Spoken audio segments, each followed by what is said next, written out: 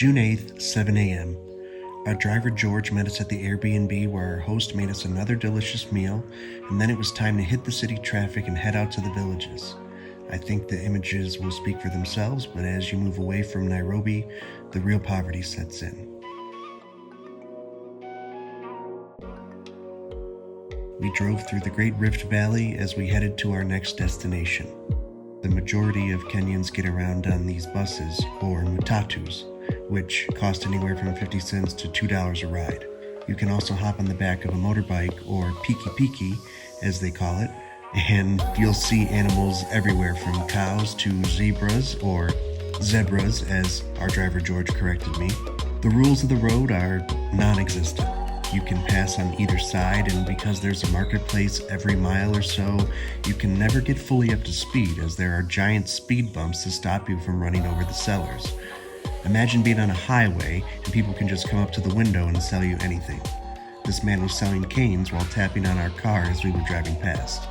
Fruits and vegetable stands, shops and restaurants, all begging for someone to come in and give them some business. They're lucky to bring in even $1 a day in some areas. And then randomly you will see what I like to call their version of Target. Nicer than anything I've even seen in the States, these stores are heavily guarded, and it was just very shocking to see them plopped in the middle of these areas. We were able to get a couple days worth of clothes here as our bags are still missing. As you drive, you'll hit larger cities with a ton of traffic, and then 10 minutes later be back into these beautiful green hills, and then start to see some of the places where people live. After a 5-hour drive that in the States probably would have taken about half the time, we met this piki driver whose job was to escort us up this mountain to our next destination. It took about 30 minutes in a tiny car while going 1 or 2 miles an hour so we didn't blow the tires out on this bumpy road, and about halfway up we spotted a game of football being played by the locals. Electricity is scarce in these areas, so if you need to charge your phone, sometimes you have to go to these huts and pay a fee. Finally, we reached our destination, an incredible all-girls high school at the top of this mountain, the Jane Adeny Memorial School. There are about 170 students in total, while the White Scholarship Foundation sponsors 34 of them. Brett met with all of the scholarship recipients from Dago as a group before heading into one-on-one conversations with them. George, our driver from Dago, helped translate for them as well as their principal, Mr. Kibet. Mr. Kibet was very proud to show us their brand new computer lab that was donated so the girls can learn how to use email, word processing, and use the internet. And then it was time to eat. The food today was a mix of maize and bread, and of course they had their chai to sip. Everyone meets here at 6 a.m. for breakfast. They go to class and study until the middle of the day, come back and eat lunch, and they study until about 4 p.m. Have dinner at 6 p.m., head outside to the water or poa tanks to do their own dishes, and then they head back and do their homework until lights out at 10 p.m. This is my room for the next few days, and I'm going to take a breather, so I'll let them tell you a little bit more about everything we're doing.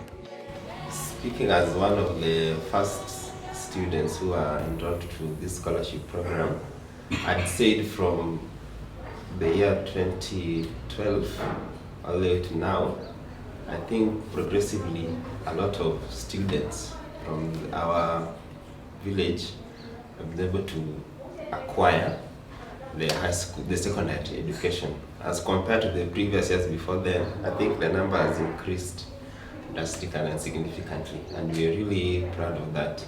For everyone that gets opportunity, we can see back their life that they are bringing to their families. There's a competition now for everyone who wants to get to school.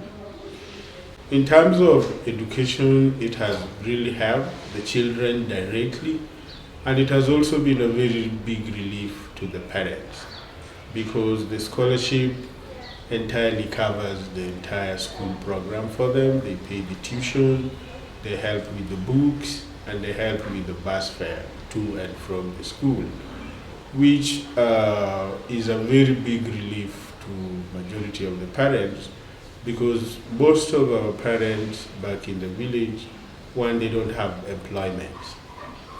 There people are peasant farmers and majority are working for other people to get their daily needs. My dream after my education is to become a journalist. Well, I want to become a journalist because there are a lot of news going around the country, so I at least want to be among the people.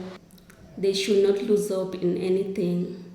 God is always there for them, and they should work smart towards their dream. They should not let their background let them down. They should not think much about their problems, but focus on what they are doing.